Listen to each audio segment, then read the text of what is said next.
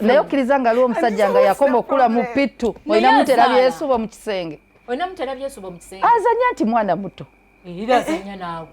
You guys, what happened? Era bajja kuzanya naawe.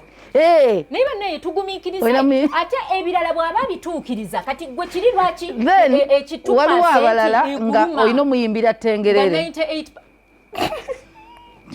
Maama tetwayagala bannaffe munye ku mulondo n'omusongola bannaye. Mulye ku bukupa, mulye ku mayuuni, emimmonde. Kristo w'ekisa. Mulye ku nsigo z'ensujju, mulye ku ntungo, meketa ku ntungo n'ebinyoobwa.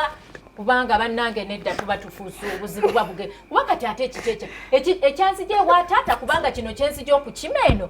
Eri tekiriiyo. Ate enzije eno. Mbikirwe.